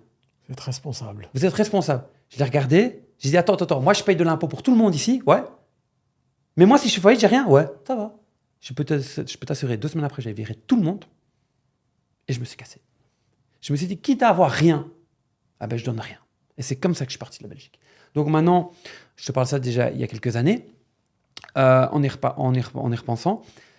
Alors j'ai des employés à Madagascar, parce que j'ai des boutiques en France. Ok. Donc des Malgaches, je parle français. J'ai par contre beaucoup de tout ce qui est de répondre, pas répondre aux clients, mais des... Virtual assistant. Voilà, virtual assistant, merci, je cherchais après ça. Aux Philippines, parce qu'ils travaillent à fond, ils ont un bon niveau d'anglais et ils sont fidèles au travail. Et alors tout ce qui est développement Inde, tout simplement, Pakistan, Inde. Donc voilà. Donc c'est vrai que maintenant, 95% de mon staff est à Madagascar, Inde et Philippines. Mais avant, j'avais mon staff en Belgique et j'ai été dégoûté et je suis parti. Ok. Aujourd'hui, ton staff, il est uniquement axé sur l'e-commerce, du coup? En grosse partie, oui. Ouais. Ok. Et en termes d'e-commerce, justement, aujourd'hui, tu as combien de boutiques? Enfin, comment est-ce que tu peux nous en dire un peu plus? Alors, au niveau boutique, on a plus de 10 boutiques. Mais le but, c'est d'en relancer plus d'une 50aine. Et là aussi, c'est vraiment de travailler de manière intelligente. Comment je peux avoir 50 boutiques tout en ne travaillant pas plus? Ok. Ça, c'est un gros truc sur lequel on travaille. C'est pour ça qu'ici, par exemple, je pose beaucoup mes teams. Par exemple, ici, avant, je faisais l'emailing moi-même des 10 boutiques. Par exemple, pour un French Days, bête chose. Et je disais à Maxime, l'emailing d'un French Days pour 10 boutiques, ça prenait 2 jours de taf. Parce que c'est un gros marketing. Là, j'ai formé une de mes équipes qui en fait duplique les emails que j'envoie d'une boutique pour les envoyer des autres en duplication. Parce que sinon, je ne m'en sortais pas. Et là, ça m'a pris 2 heures. Donc, tu vois, beaucoup plus rapide. Donc, moi, il faut que je trouve une manière d'avoir 50 boutiques dans plein de pays différents, tout en gardant le même temps de travail. En fait, c'est pareil que quand tu vois un McDonald's ou un Coca-Cola, je te dis, voilà, Coca-Cola, ils ont combien de boissons? Je ne peux pas te dire le chiffre exact, mais ils n'en ont pas 50, ils en ont peut-être 10. Ouais. Mais ils sont partout. Tu prends Starbucks, tu prends McDo, tu prends toutes ces grosses marques, elles ont un business model qui fonctionne. Et en fait, c'est de l'implémentation. Un nouveau McDo, un nouveau McDo, un nouveau McDo, un nouveau McDo. Et on continue. Coca va dans de plus en plus de pays. Mais moi, ce que j'ai un petit peu, c'est que j'aime bien, en fait, je me lasse. Comme quand il disait, voilà, j'ai fait le tour de l'e-commerce. Non, on n'a pas fait le tour, mais il y a un moment où tu dis, bon voilà, j'apprends plus de nouvelles choses qui m'excitent, qui me passionnent, etc. Alors que Gabriel, en fait, c'est un pitbull. Quand il y a un truc qui fonctionne, il continue à rajouter des produits, alors que la plupart des gens, je dirais, plus de 90% vont se lasser de faire la même tâche encore et encore, alors que lui, il a une force de caractère et une détermination à ne pas lâcher ce qui fonctionne et le mettre encore plus haut. Et ça, franchement, c'est une de ses grosses qualités parce que c'est difficile. On a tout le temps envie d'aller commencer quelque chose d'autre qui va nous exciter et on pense que le succès, la richesse, on va la raccourcir en trouvant quelque chose d'autre. Mais non, c'est rester dans le truc à la Coca-Cola, à la McDo, et toujours faire pareil pendant toutes les années. Et c'est ça qui paye, mais c'est comme faire régime, c'est comme essayer d'avoir six-pack sur tes abdos, c'est épuisant. Et c'est vrai qu'il a une force de caractère, ça. C'est un truc de fou, quoi. Ouais, en fait, moi, je ne travaille pas par plaisir, je travaille pour générer du cash. Et les gens, en fait, on est dans une génération à l'heure actuelle où il faut travailler le moins possible dans un truc qu'on adore et gagner beaucoup d'argent. Ça marche pas, ça. Ça marche pas du tout. Moi, ma vie à l'heure actuelle, moi j'aime bien l'e-commerce, attention. Il faut pas, mais j'aime bien, en fait, ce que j'aime bien, c'est chercher de nouvelles technologies. Est-ce que moi, tu me dis, Gabriel, est-ce que tu aimes bien corriger une fiche de soutien-gorge? Non, ça m'éclate pas. Mais par contre, j'aime bien. Ouais. Mais par contre, mon portefeuille, il aime bien. Ah ouais, ça, mon portefeuille, il kiffe. Parce que je rentre du cash. Alors, tu me demandais, c'est pour ça que j'avais hésité à te répondre. Quand tu m'as dit, est-ce que tu vis essentiellement de l'e-commerce? Oui, mais en fait, j'ai aussi beaucoup de biens immobiliers qui me ramènent de l'argent en location. C'est pour ça que tu m'as demandé, je dis, est-ce que ça fait partie? Oui, quelque part, oui, ça me ramène de l'argent. Mais justement, on en reparle toujours à la même chose. Les gens, ils parlent de dire, voilà, si tu as beaucoup de biens immobiliers, tu prends du revenu passif. Oui, mais en fait, le revenu du bien immobilier, il vient d'où? Il vient de mon e-commerce qui m'a permis de les acheter. Évidemment. Donc, tu vois, c'est pour ça qu'il faut toujours... Moi, je suis dans une optique de dire, même si des gens disent, ouais, moi, j'aime pas l'e-commerce, déjà, avoir un PC, de pouvoir voyager, pas travailler derrière une plage. Hein. Moi, j'ai 3 écrans même quand je voyage, hein, même pour un vrai bureau, sinon, moi, ça marche pas. Mais le fait que je puisse travailler dans plein de pays différents et de pas dépendre de rester dans un même pays, ça, pour moi, c'est une liberté que je trouve qui est exceptionnelle. Pouvoir travailler, par exemple, ma fiche produit, que je la corrige à 2 h du matin ou à 4 h de l'après-midi, je n'ai pas cette obligation de la corriger à 8 h du matin. Maintenant, l'emailing, c'est différent. Ça doit être prêt. Ça doit être prêt pour les events, donc, etc. Donc, il faut toujours regarder qu'est-ce que te ramène ton business et qu'est-ce que ça t'amène comme avantage par rapport aux contraintes. Et les gens oublient que travailler sur Internet, c'est quand même beaucoup d'avantages par rapport aux contraintes. Mais par contre, c'est la jungle. C'est la jungle parce que tout le monde peut se lancer. Et ça, les gens, ils oublient. Et le problème, c'est que les gens, comme je te dis, ils ne veulent pas travailler ou s'accrocher et ils abandonnent ou ils pensent avoir fait le tour et ils abandonnent aussi. Et c'est pour ça qu'ils lâchent. Moi, si dans 50 ans, je fais cœur de l'e-commerce, bon, j'aurais plus de 80 ans, c'est chaud. Ouais, j'espère qu'on arrêtera avant quand même. Ouais, mais si tu me dis dans 20 ans, je fais cœur de l'e-commerce, à 57 ans, ouais, bon, ça me dérangerait pas. Parce que c'est un métier qui est vraiment sympa. En termes de boutique, il y a quelque chose qui a retenu mon attention. Tu disais que les collaborateurs que tu avais parlaient anglais. Ouais. Aujourd'hui, les boutiques que tu as en e-commerce, est-ce qu'elles sont uniquement à l'échelle Pas tous, francophone? on n'a pas dit ça. Il a dit qu'on avait du staff qui était à Madagascar qui parlait français. Et pour tout le reste où on a besoin, si on va commencer, on n'a pas que des boutiques en France. Il a dit qu'on avait des boutiques en France, mais tout le support commercial qui va être fait sur, par exemple, une boutique qui est en anglais au Royaume-Uni, là, on va toujours prendre des Philippins. Et pour tout ce qui est français, on va quasiment toujours prendre des Malgaches pour du customer support. Maintenant, pour le compte d'Instagram de Gabriel DXB, c'est un Tunisien qui fait les montages. Ça peut être des personnes en Afrique. Donc en fait, ça dépend aussi des profils. Mais c'est vrai que pour tout ce qui est en dehors de la France, là, on part sur des Philippins. Ok, donc vous avez des boutiques à la fois e-commerce du Oui. coup à l'échelle francophone et aussi des boutiques Correct. e-commerce à l'échelle C'est internationale. Italie, Allemagne, etc. Ouais, bien sûr. Ok. Alors, je vais te dire aussi, là, c'est encore une grande question. Gabriel, on m'a toujours dit, Gabriel, c'est compliqué de percer en France en e-com. Vrai. Par contre, moi, quand je fais mes corrections de produits qui sont en testing et que ça passe en France, comme je sais que la France, c'est compliqué, après, je demande à mes équipes, vous les traduisez dans les langues, Italie, Espagne, anglais, etc. Mais je reprends le même produit, la même fiche, vu qu'elle a pété en France. Si elle pète en France, je sais qu'elle va péter dans les autres pays. Et ça par contre, ça, c'est de la standardisation. Ça, c'est bien. Parce que ça veut dire que moi, mon temps, c'est de faire mes testings en France. Une fois que c'est bon, ça part dans tous les pays. Mais c'est le même marketing, c'est les mêmes fiches produits, c'est les mêmes textes, c'est les mêmes images. Ça, par contre, je peux le faire, tu vois. Donc ça, c'est important. Yes. Je voulais juste revenir sur un dernier point au niveau des collaborateurs. Donc vous avez bossé avec des collaborateurs dans des bureaux et maintenant quasiment en télétravail. C'est quoi du coup les différences, un peu les avantages, les inconvénients de l'un et de l'autre, d'être au bureau ou alors full à distance? Vas-y, je t'en prie. Déjà, je gère plus leurs problèmes sociaux. Ok. Donc, Ça, c'est depuis qu'ils sont en télétravail. Ah bah ouais, clairement. T'imagines un gars qui va me dire sur Skype, oui, mon copain m'a plaqué, c'est la merde. Non, là, ils vont pas me le faire. Alors que quand tu as quelqu'un qui vit avec toi au quotidien, que tu vois tous les jours dans le même bureau, parce qu'on avait un open space, ouais, il se confie beaucoup sur la vie sociale. Mais à la fin, moi, je suis pas là, je suis pas une ONG, tu vois. Moi, je suis pas là pour faire du social, moi, je suis là pour faire du cash.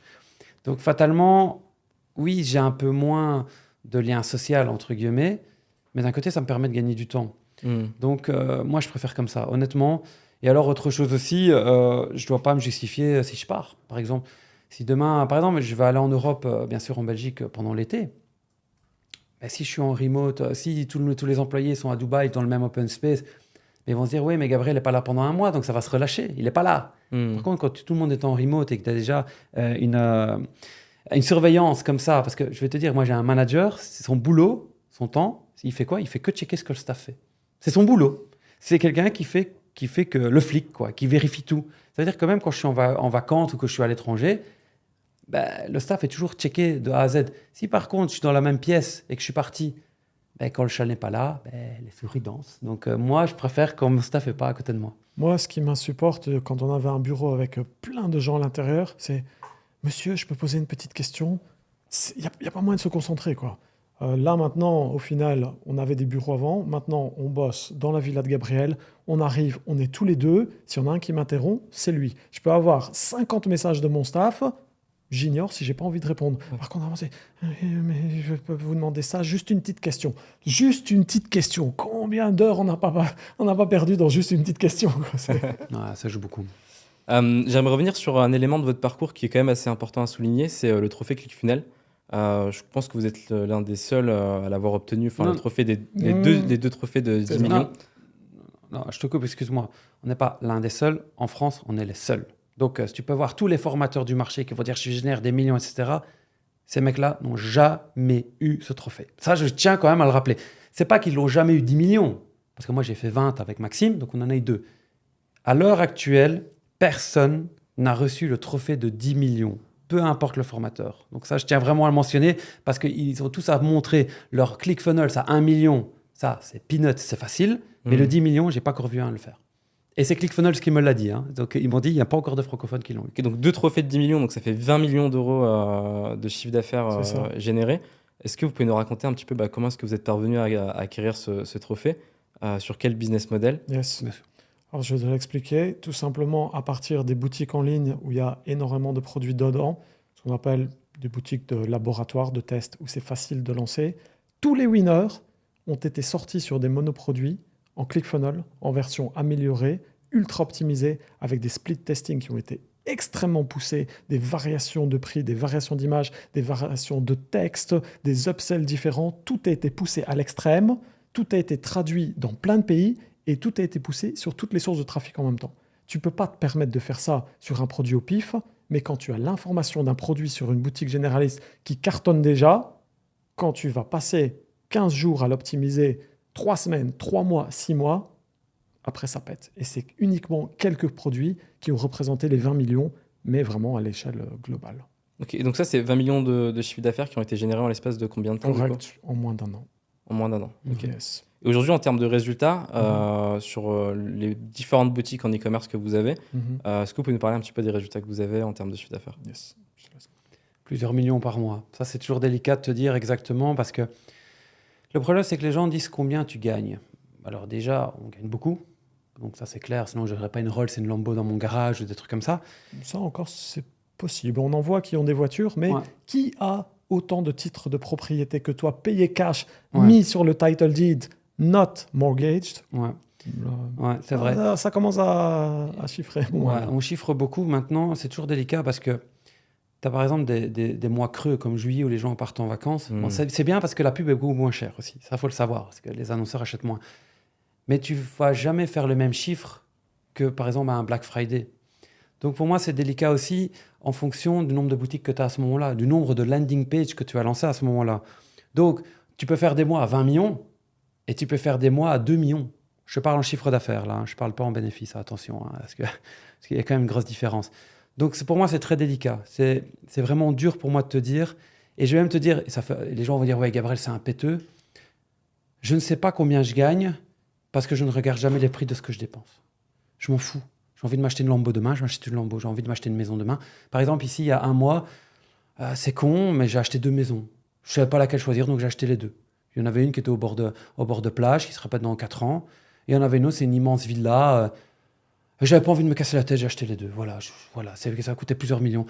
Et à un moment donné, quand tu réfléchis plus à ce que tu dépenses, Mais tu regardes plus. Je suis même persuadé, si tu vas voir demain, tu demandes à Amazon, tu gagnes combien tu gagnes. Je suis persuadé que le boss d'Amazon, il regarde pas combien il gagne. Ils sont fous. Moi, j'avais lu ça dans un livre, je sais plus c'est lequel, mais je pense que c'était Richard Branson qui disait, quand tu arrives à un niveau, il dit, je ne sais plus ce que je possède parce que j'ai fait un investissement par-ci, par-là, il a pris de la valeur, je sais plus ce que j'ai acheté. Il dit, je suis incapable d'estimer ce qu'il y a. On est loin d'être de ce niveau de Richard Branson, mais tu en arrives à un niveau où c'est vrai, tu dis, je sais plus exactement combien je gagne, je sais pas combien tu dépenses, quelle boutique a ramené quoi. Sinon, tu es tout le temps sur ta calculette et au final, nous, on taffe. Ouais. Et je vais même te dire, ma compta est extrêmement simple. Je regarde combien j'avais le 1er mars sur mon compte et je regarde combien j'ai le 1er avril sur mon compte. Si je vois que j'ai une augmentation de 3 millions, ben je sais que j'ai gagné 3 millions. C'est tout. Moi, j'ai toujours entendu ça de Gabriel. Je dis toujours, ah, mec, on a gagné combien, etc. Exactement. Il dit, mec, je n'en sais rien. Le seul truc, c'est que le compte en banque, il doit monter tous les mois. Voilà. C'est simple au final. Tu sais, les gens, enfin, j'ai rien contre eux hein, quand ils font des gros business plans de malades ou qui font des comptas ultra élaborés, etc. Où j'ai des gens qui me disent, Gabriel, attention, avec tes apparts, tu devrais faire du Airbnb, tu gagnerais plus. C'est vrai. Mais au final, tu gagnes combien plus 1 000 € par mois de plus sur ton bien immobilier. Donc, j'ai passé du temps pour gagner 1 000 € de plus par mois, alors que si je me focus sur un produit, il va peut-être me ramener 3 millions de plus. Il y a un moment donné, tu dois faire des choix. Et moi, tout ce qui me rapporte pas d'argent ou pas beaucoup ne doit pas passer en priorité. Donc moi, la compta, j'estime qu'une comptabilité, ça sert à rien, sauf si tu as de l'impôt à payer, bien entendu. Mais ça sert à rien de savoir exactement combien tu as gagné au mois. Je m'en fous. Si tu vois, le compte, il a pris 3 millions, ben, tu as 3 millions de plus, je vais, voilà, Max, tu as pris 1,5 million, j'ai pris 1,5 million, c'est fini, tu vois. C'est simple. C'est de la simplicité. Par contre, avec la 1,5 million, ben, je peux me racheter des Lambeaux, je peux racheter une maison, n'importe quoi. Donc moi, je réfléchis plus comme ça. Donc c'est vrai que les gens qui aiment bien les chiffres, avec moi, c'est compliqué, mais parce que j'ai pas envie de perdre mon temps là-dessus. Yes. Ouais. Vous avez eu de gros résultats, du coup, les gars, en e-commerce. Vous avez lancé, du coup, une formation pour accompagner des personnes à obtenir les mêmes résultats que vous. Yes. Est-ce que vous pouvez nous en parler un petit peu de cette formation? Ouais, je vais t'en parler. C'était mon idée à la base. Il faut savoir que nous, pendant une bonne dizaine d'années, méconnus totalement. Les hommes de l'ombre, on nous appelait quand on est sortis. Parce que voilà, tu sais que tu pèses vraiment. On dit toujours ceux qui font du gros chiffre, c'est ceux, tu les vois pas, etc. Ceux qui s'affichent, etc. non-stop, c'est ceux qui veulent impressionner et au final, ils chiffrent pas tellement. On va chercher les trophées ClickFunnels. Et puis, il y a les trophées 1 million, hop, 800 personnes qui passent. Trophée 10 millions, on se retrouve à 56. Et puis, il y a les trophées 100 millions, etc. Et je commence à regarder. Et là, je tape le nom de toutes les personnes qui ont les trophées à 25 millions et plus. Et je fais Gab, c'est tous des vendeurs de formation. Je fais ouh là là là là. Il n'y a que des vendeurs de formation qui apprennent des compétences. Donc, en fait, ils t'apprennent à gagner de l'argent, mais pas avec des choses qu'ils font eux-mêmes. J'ai Gab, nous, on pèse en e-com un truc de malade. On a les trophées. Tu as commencé à 13 ans. Tu as des Lambeaux, tu as des propriétés, tu as la crédibilité totale. Tu peux ouvrir tes Stripe, tu peux montrer des revenus. J'ai dit, mec, on va soulever le marché. Et en plus, je vais faire un truc qui m'anime, qui me fait kiffer, c'est d'aider les autres. Quand j'étais plus jeune, je voulais toujours cacher l'information, je voulais rien dire. Et au final, en partageant, tu te rends compte que 99% déjà, ils disent « Waouh, génial !» Et ils ne le font pas, donc ça ne fait pas de compétition. Et celui qui cartonne grâce à toi, il te dit « Mec, j'ai implémenté du SMS et tout, je sais pas. » Il veut te rendre quelque chose. Et toi, tu grossis encore plus. Donc je me suis dit « On va sortir la meilleure formation qui existe. » Sauf que moi, j'ai un côté beaucoup plus réservé, beaucoup plus, je ne vais pas dire humble, mais même pas trop show-off. Et ce qui inspire énormément, c'est le lifestyle. Gab, il ne voulait pas de ça. Il était ultra occupé dans les boutiques. Et en fait, j'ai été la mauvaise personne mise en avant avec une formation, je pense, qui est, de ce que les gens m'ont dit, l'une des meilleures du marché francophone parce que j'ai passé 9 mois. Je fais 48 heures de formation, ce qui était même de trop. Et aujourd'hui, je pense qu'on a un gros créneau de la relancer, mais avec le profil de Gab en avant, qui a une personnalité vraiment plus impactante, qui a des compétences de malade. Toute l'histoire a commencé avec lui. Et je pense que là, on va lancer une V2 et que ouais, le ça but, va c'est de cartonner. lancer une Ouais. V2, bien sûr. Alors aussi, ce qui est bien, tu vois, on en revient toujours à la même chose, mais nous, on peut lancer une V2 en formation parce qu'il a lancé sa formation en 2020, si je ne me trompe pas. Je pense, ouais. Ouais, on est en 2023. En 3 ans, j'ai des connaissances, crois-moi. Je ne suis plus le même homme qu'en 2020. En connaissances web, en connaissances marketing, en 3 ans, j'ai pris un truc de dingue. Donc, moi, je n'ai même pas à me poser la question, qu'est-ce que je veux lancer en V2 ? J'ai qu'à apprendre tout ce que j'ai appris en 3 ans et je le balance dans la formation. Et je sais que tous les gens vont dire, génial, parce que je vis de mon business. C'est contrairement à un formateur, moi, je vis de mon business. Je ne vis pas de vente de formation. Et ça, c'est aussi la chose qu'on va essayer. Maintenant, c'est vrai que Maxime, lui, est toujours le gars plus réservé, qui travaille énormément. Mais c'est vrai que certaines personnes aiment bien avoir quelqu'un, entre guillemets, de plus clivant. Bon, ça fait En fait, ce qui vend aussi, c'est le lifestyle. Tu vends le résultat. Donc moi, ce que j'ai fait, c'est que j'ai pris Instagram et pendant 8 mois consécutifs ou 9 mois, j'ai ouvert le Stripe tous les jours. J'ai montré, allez hop, j'ai pas pris tous les Stripes, hein. J'ai pris une partie, j'ai fait voilà, 100 000 euros aujourd'hui, 90 000, et c'est comme ça que tout le monde a fait. Mais c'est qui ces mecs-là? Ils sortent d'où, quoi? Tu débarques de nulle part, tu ouvres des Stripes, tout le monde est choqué, tu vois des trophées, tu dis mais en fait, le leader qui se dit le leader de l'e-commerce, mais c'est pas lui. En fait, c'est eux, mais on les connaît pas. Et en fait, ce qui nous manque, c'est la présence au niveau des médias, c'est que les gens voient du lifestyle qui parle de nous, et ça, on l'a pas. Mais je pense qu'avec Gabriel, son nouveau compte Instagram, ça commence à vraiment grossir. Et là, tu mélanges de lifestyle, inspirer les gens, et plus un contenu de qualité et une vraie crédibilité, parce que c'est pas du mytho. C'est vraiment les chiffres, ils sont là. Tu ouvres les Stripes, les revenus sont là. Et je pense que cette fois-ci, ça va bien cartonner. Ouais. On parlait justement des réseaux sociaux. Il y a eu une très grosse croissance. On en parlait en off juste avant le podcast. Est-ce que tu peux nous partager un petit peu ce qui s'est passé et la stratégie que tu as mise en place? Ouais, donc en fait, à ce moment-là, c'était à titre expérimentation. Pardon. Expérimental. Alors, moi, j'ai remarqué un peu, c'est que les gens, soit tu montrais du lifestyle en permanence, soit tu faisais des conférences en permanence. Le problème de ça, c'est que si je commence à faire ça, je travaille moins. Si je travaille moins, je prends moins de connaissances. Si je prends moins de connaissances, j'aurai moins de choses à apprendre aux gens quand je voudrais ma formation. Donc c'est un peu le serpent qui se mord la queue. Moi, je me suis dit, Maxime, tu dois, si tu lances quelque chose, donner de la valeur aux gens. Eh bien, j'ai juste pensé à des tutoriels. C'est con, ça a l'air simple, mais les tutoriels, je sais en recorder 50 en 25 minutes. 50, tu en lances un par jour, j'ai pour 50 jours de contenu fait en 25 minutes. Donc très simple. Donc au début, le problème, c'est que Maxime me disait, les tutoriels, c'est bien, mais ça ne te donne pas d'autorité, etc. Je lui ai dit, écoute, on lance déjà les tutoriels, on voit si le compte, il prend. Bah, il a pris. Ensuite, on va mettre de l'autorité. Ça, c'est la deuxième étape du game, c'était de mettre l'autorité. C'est quoi? Faire des podcasts, faire des réels où tu discutes, etc. Que les gens comprennent ce que tu fais. On a remarqué que nos réels sur l'autorité ont beaucoup de vues aussi. Beaucoup. Ce qui est bien, donc, c'est que j'arrive à une stratégie où toi, tu fais du tutoriel, où tu donnes de la valeur aux gens. Et donc, les gens, ils disent, il est bien, ce garçon-là, il est sympa. Et ensuite, il met des réels où il parle de son expérience professionnelle, où on voit 13 ans, j'ai 37 ans, voilà, il y a 24 ans d'expérience. En Internet, c'est pas mal. Donc voilà, donc je sais de quoi je parle. Plus quand même de la reconnaissance sociale avec les trophées ClickFunnels à 20 millions. Tous les gens qui sont entrepreneurs les connaissent, ces trophées-là. Et ils le savent qu'il n'y a personne qui les a à part nous. Donc ça met déjà. Alors ensuite, tu dois un peu pimenter le truc avec un peu de clash. Bon, c'est un peu la stratégie. Donc qu'est-ce que j'ai fait? C'est que par exemple, c'est con, mais Laurent Millionnaire, il y avait des rumeurs comme quoi la Bugatti n'était pas à lui. Et comme de fait, il louait sa voiture. Bon, moi, j'avais une Rolls et une Lambo. Et j'ai dit à Dubaï, tu peux pas louer ta voiture. Ta voiture personnelle, tu peux pas la louer. Donc moi, j'ai fait une story là-dessus qui a été buzzée au point d'être buzzée par Booba. Donc Booba, il a repris mon histoire et il l'a mis sur son Twitter. Donc ça a commencé à s'emballer dans tous les coins. Au point que j'ai même Jazz qui m'a contacté, la femme de Laurent, en disant, écoute, faut arrêter tes conneries, la voiture elle est à nous, etc.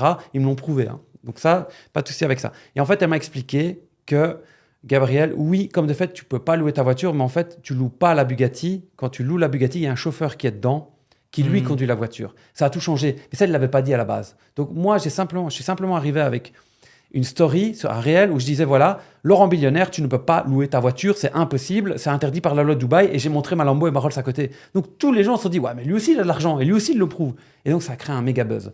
Et donc ça aussi, ça a propulsé le compte. Donc ouais. Donc en fait, donner de la valeur aux gens, plus créer entre guillemets du clash, pas mentir, hein, pas de la calomnie, attention, tu dois... Moi directement, quand ils m'ont prouvé que la voiture est à eux, j'ai refait une story en expliquant que la voiture est à eux.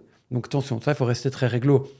Plus mon autorité en faisant des millions, je sais le prouver, mais en fait, c'est ce qui fait quelque part un peu de la starification de la personne, même si c'est comme ça qu'on dit. Et au final, Instagram, ça a vu que le compte y chauffait et ça m'a propulsé dans les découvertes en permanence. Ouais. Ok. Au niveau des gros buzz, justement, est-ce que tu as une stratégie particulière où tu te dis sur spécifiquement cette vague-là, il y a un gros potentiel, ou est-ce que c'est plutôt du hasard où tu vas tester plusieurs stratégies et voir celle qui prend? Alors non, déjà les tutos, ça va toujours plaire. Mais le but, c'est comme le lancement de produit. C'est moi qui choisis le sujet des tutos. Je ne l'ai pas délégué parce que j'essaie de comprendre ce que les gens veulent. Donc, c'est très important. Les buzz, ici, l'avantage, c'est que moi, j'ai acheté beaucoup de placements de produits avec les influx.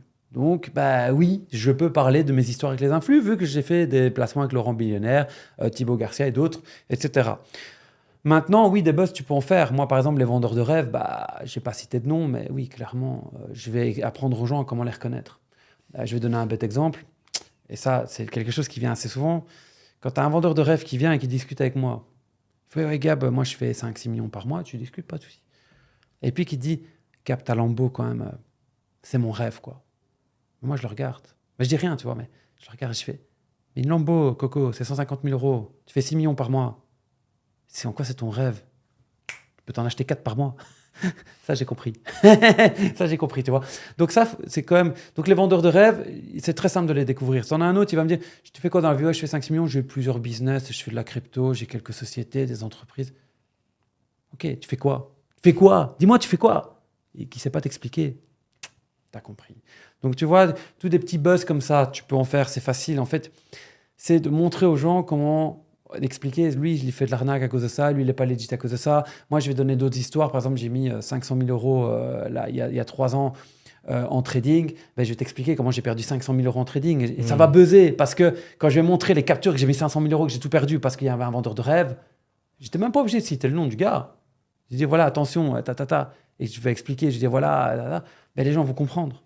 Par exemple, nous, on a planté un NFT. 400 000 euros, on avait mis sur publicité, développement du jeu, design, etc. Non. 450 000 euros, on a mis en pub. Après, il faut seulement mettre le développement du jeu, etc. Donc, bref, on va dire 500 000 euros de perdus. On fait le mint, flop total, plein de problèmes techniques. Ma faute, j'en prends la responsabilité. De là, le wallet, je me le fais hacker dedans. Il y avait pour 51 Ethers, donc ce qui fait à peu près 75 000. Tout perdu. Mais j'ai refondé toute la communauté complète. Tu vois, quelqu'un qui fait un all-in, qui n'a pas le cash flow, qui dit « Ouais, je fais des millions, ceci, cela », pourquoi tu t'emmerdes pour 75 000 euros? Si tu dis que tu fais des millions, mais rembourse ta communauté, ruine pas ton image. C'est tous des discours comme ça. Ou même, la dernière fois, on voit quelqu'un qui apprend l'immobilier aux gens.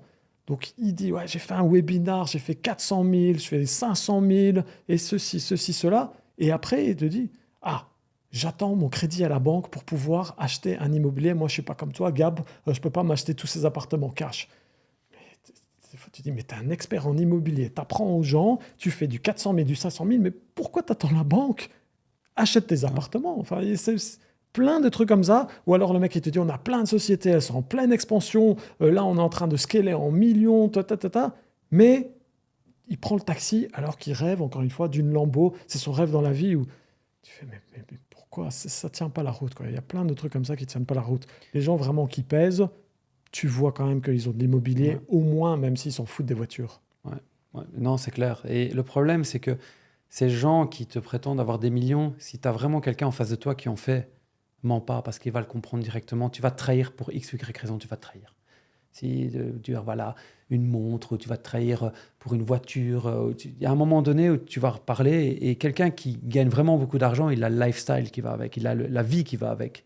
Tu vois, donc il faut vraiment faire attention. Moi, je préférerais, si tu gagnes pas beaucoup, moi par exemple, le gars que je t'ai dit en Estonie qui m'a refait faire l'emailing, il ne prétend pas faire des millions. Mais quand on a discuté, j'ai vu que c'était quelqu'un de très intelligent. Tu n'as pas besoin de me dire devant moi que tu fais des millions. Parce que moi, ça tombe dans 3 ans, je ferai peut-être plus des millions, j'en sais rien. Mais le but, c'est d'être honnête avec toi-même. Et ça ne sert à rien de mentir devant la personne parce qu'elle va te cramer. Et si elle te crame, elle ne bossera jamais avec toi. Ouais. Tu disais tout à l'heure, il y a eu la version 1 qui est sortie en 2022. Donc là, je parle de la formation en ligne. 2020. En 2020, pardon. Ensuite, il y a la version 2 là, qui va bientôt sortir. Tu as dit que tu as appris plein de choses en 3 ans. Est-ce que tu peux nous citer quelques exemples de choses que tu as apprises et quelques exemples de choses que tu vois différemment aujourd'hui grâce à l'expérience que tu as eue sur les 3 dernières années? L'emailing, m'être détaché de Shopify, de pouvoir plus partir et donc de récupérer un contrôle total.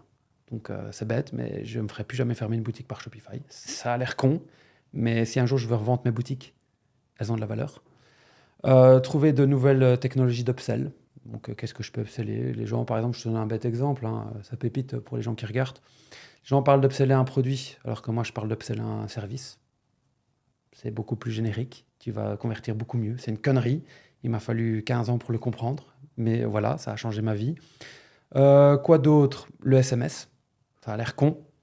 Mais le SMS, moi, j'étais pas fan parce que je trouvais que que ça embêtait les gens. Jusqu'au moment où j'ai rencontré un gars à Malte, 22 ans, il se reconnaîtra, qui m'a montré ses stats en SMS et qu'en SMS, il faisait du 6000% de retour sur investissement. C'est énorme. Alors, ok, c'est pas de gros volume, mais c'est énorme.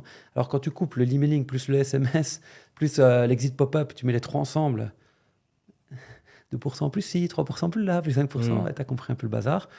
Donc, en fait, oui, voilà, je peux te parler. Maintenant, il faut que je réfléchisse. Tout ton algo Google qui a changé aussi. Ah oui. Il s'est cassé les dents pendant 6 mois. Il dormait plus dans l'avion. Il était allongé. iPad, je pouvais même plus lui parler. Parce que Gab, quand il commence à être angoissé sur un truc, il lâche pas l'affaire. C'est un malade, ce type, quoi. Ouais, par exemple, Smart Shopping, moi, ça fait 1 an que je sais que ça va fermer. Enfin, maintenant, ça fait 2 ans, parce que maintenant, ça fait 1 an que c'est quasiment mort. Moi, quand mes account managers, ils disent, Gab, le Smart Shopping, ça va plus exister, il faut tout passer en Perf Max. Et que moi, je commence à tester le Perf Max et je vois que ça se casse la gueule et ça marche pas. Et que je sais que mon temps est compté avant que les Smart Shopping disparaissent. Tu taffes. Et là, oui, j'ai fait des formations à n'en plus finir. J'ai fait des testings, j'ai échangé avec des gars non-stop aux États-Unis, Voilà, mais là, c'est toujours la même chose. Le jour où tu te reposes sur tes lauriers, bah, tu as une expérience de vie qui est d'1 an et demi. Après, tu es mort. Parce que Google, si je ne m'étais pas mis à jour, j'étais foutu. Tracking aussi, qui t'a saoulé, un truc de fou. Très tracking. Avec l'iOS qui se met toujours à jour. Yes. Le Google Analytics qui dit ce qui passe en Google GeForce. Et moi, j'ai étudié tout ça. Hein. Et crois-moi, je l'ai étudié. Il m'a fallu du temps. Donc, ça a l'air de bêtes choses comme ça. Mais mais quand tu le maîtrises et que tu as des bons tracking et que tu sais traquer correctement, ben, quand tu traques correctement, qu'est-ce qui se passe? Ben, tu sais voir tes datas qui sont claires, tu sais voir si tu peux scaler ou pas. Beaucoup de choses qui jouent. Moi, j'aime bien dire que si tu veux avoir des résultats que personne n'a, tu dois faire des choses que personne ne fait. Vous avez eu des résultats qui étaient quand même assez exceptionnels sur le marché de l'e-commerce. Aujourd'hui, qu'est-ce qui vous permet de vous différencier, de vous distinguer des concurrents? Faire ce que tout le monde fait, là où il y a de la demande, et le faire mieux, je pense que c'est plus approprié. Ouais. Alors, qu'est-ce qui change le game? C'est qu'on va avoir une approche avec plus d'expérience. Donc, par exemple, on va reprendre les tutos, d'accord? Ça ne m'est pas venu à l'idée de dire je vais lancer des tutos du jour au lendemain. J'ai juste vu des petits jeunes de 20, 21 ans les lancer et qui ont réussi à taper du 1 million de followers sur TikTok et 300 000 followers sur Instagram. Ces jeunes-là, ils n'ont pas d'argent. Ils n'ont pas d'argent. Pas beaucoup, du moins. Mais ils ont réussi à ramener quand même 500 000 personnes. Ça veut dire que le contenu plaît. Donc, toi, qu'est-ce que tu fais, Gabriel, maintenant? Comment moi je peux arriver dans le milieu du tuto? Moi, je mets derrière moi toujours la Lambo. Ça me fait une image de marque. On se dit, c'est quoi cette Lambo? On met des petits clashs. En fait, on a repris le système de tuto, mais avec de l'autorité. Et en fait, ça va nous différencier des autres. Tout le monde peut faire des tutos, mais tout le monde ne fera pas des tutos avec une Lambo derrière ou avec des clashs ou être relié par Booba. Ça, tout le monde ne le fera pas. Donc, en fait, c'est comme il disait Maxime, tu dois te différencier. Une fois que tu l'as compris, tu te différencies. En boutique, c'est pareil. Les gens se disent toujours, on va copier les autres dropshippers. Mais t'es fou! Ne copie pas les autres dropshippers. Ceux que tu dois copier ou ceux que tu dois regarder, c'est quoi? C'est les Cdiscount, c'est les Amazon, c'est les Rakuten. Eux, ils sont avant-gardistes. Eux, ils mettent des millions en marketing. C'est eux dont tu dois t'inspirer. Et là, les gens, ils se trompent. Moi, si demain, je devais lancer un resto, un fast-food, ben, je ne copierais pas le gars qui vend des frites du coin. Je copierais McDo. Ou je copierais leur stratégie. Parce que ça veut dire quoi? Ça veut dire qu'eux, ils font des millions. Ou des milliards pour McDo. C'est eux que tu dois copier. Donc moi, jamais je copierai un dropshipper, ça ne me sert à rien. Moi, c'est Amazon. De toute façon, le plus gros dropshipper au monde, c'est qui? C'est Amazon. C'est Amazon, les gars, hein. Il ne faut pas l'oublier. Hein. Donc c'est eux que tu dois copier. C'est eux que tu dois t'inspirer. Yes. Vous avez switché à un moment donné du coup de MediaClick à l'e-commerce. Vous avez vu une opportunité à ce moment-là? Pas switcher. Okay. Attention. On a toujours ce qu'on appelle une vache à lait. La vache à lait, c'était MediaClick. Ça ramenait la planche à billets, j'appelle ça. Il ne faut jamais avoir un seul projet qui tourne. Tu peux, à un moment donné dans ta vie, en avoir un seul parce que la vache à lait est devenue morte et que ton produit qui marchait, qui était en test, est devenu fort. Donc, en fait, nous, on a fermé MediaClick en 2018. On a commencé l'e-com en 2015. Ça veut dire que pendant 3 ans, il a fait du testing. 3 ans, on n'a pas gagné grand-chose. Mais quand MediaClick est mort, parce que malheureusement, il est mort, cause, comme il disait, avec les publicités, etc., avec les refreshs, ça marche vraiment qu'il est mort, en fait. C'est juste qu'il rapportait beaucoup moins et qu'en fait, on a revendu tous les sites et tout l'inventaire et qu'on a pris des royalties. Oui, c'est vrai. Mais il ramenait plus qu'il ramenait avant. Quand je dis un projet qui est mort, Ça veut dire Il n'y avait que plus vraiment d'espoir de grosse croissance comme ça peut nous tu intéresser. n'aurais pas pu faire encore du 3-4 millions par mois avec ça. C'était fini. C'était fini. Tout s'était restructuré, c'était terminé. Ça ramenait toujours, mais il était temps de passer la main. Mais moi, quand j'ai passé la main pour MediaClick, les stores étaient prêts à faire des millions. J'ai été dedans. Et là, j'ai commencé à refaire des millions là-dedans. Et lui, après, est parti en formation. Donc, tu vois, toujours avoir un coup d'avance. Maintenant, le coup d'avance de la formation, après, quand la formation a bien tourné, c'était les NFT. Là, on s'est planté en NFT. Donc, ça veut dire que... Et là, on a fait une erreur, par contre. Si je lui dis, mets la formation de côté, on va focus sur les NFT. Ça, c'était une erreur. J'aurais pas dû faire ça. J'aurais dû garder les stores, les landing pages, la formation et proposer les NFT. Est-ce que tu peux nous raconter peut-être un peu ce qui s'est passé avec ton expérience avec les NFT? Alors, les NFT, c'était très simple. On était le seul projet whitelisté par Google en NFT. Ça veut dire que moi, j'ai pu faire de la pub comme un bourrin sur Google pour notre NFT. Incroyable. Qu'est-ce qui s'est passé?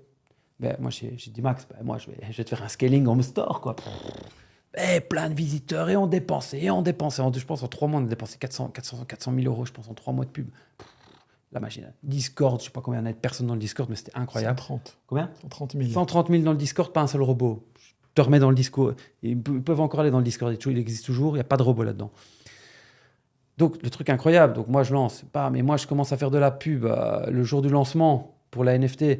Je fais de la pub sur The Times. J'achète comme un bourrin parce que... Donc, les gens... On lance le projet. Boum! Les serveurs crashent. Je ne sais plus combien on avait ramené de personnes. Ça a craché total. Même les gars sur Amazon, donc ils nous avaient fait les serveurs, ils ont dit, mais vous êtes des grands malades, vous avez fait sauter les serveurs. Ah oui, moi je m'en foutais, j'avais les vannes, tu vois, je me dis, on va faire sold out, crash, pack. En plus, après, on a découvert que quand les serveurs étaient back, on se fait hacker, hacker par des pirateurs, Là, notre erreur, c'est qu'on n'avait pas pris les bons développeurs. Ma faute. La mienne. Ouais, en partie, oui.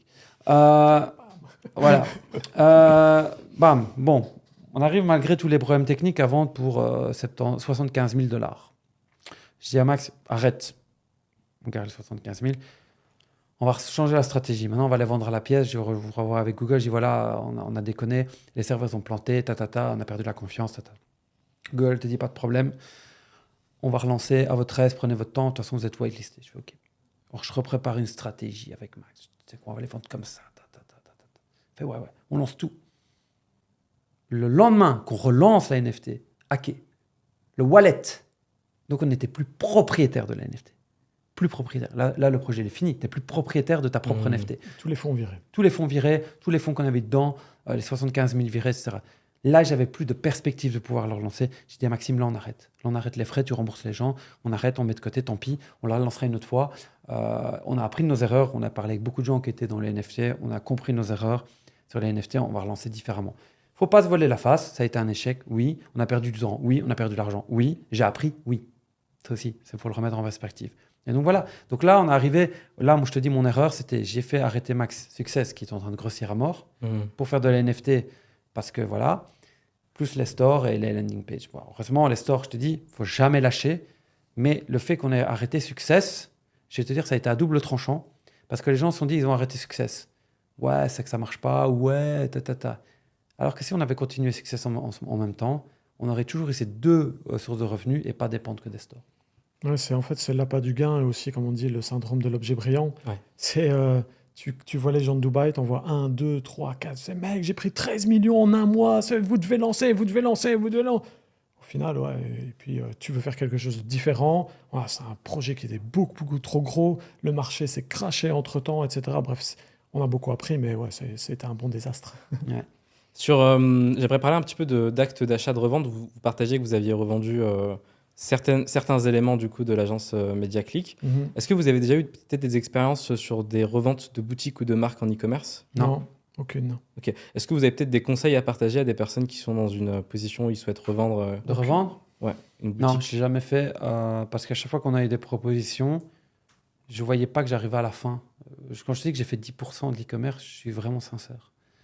Je pense que mes chiffres d'affaires, si je suis bon et que je suis pas trop con, dans 10 ans, je dois avoir augmenté mon chiffre d'affaires fois 20, fois 30, minimum. Parce qu'en 10 ans d'expérience web, tu dois être costaud. Et je pense que quand tu vois que ton leader sur le marché, c'est Amazon, AliExpress ou des trucs comme ça qui prennent des milliards, pourquoi pas toi? Même si j'y arrive pas, hein, je m'en fous. Les gens vont dire, ouais, Gab, c'est un imbu de sa personne. Je m'en fous, oui, je suis imbu, c'est vrai, j'en ai rien à faire. Mais la deuxième chose, c'est, si ces gars-là, ils ont fait des milliards, pourquoi toi, dans ta tête, tu l'as pas, tu vois? Même si à la fin, j'arrive à faire que 800 millions par mois, je m'en fous.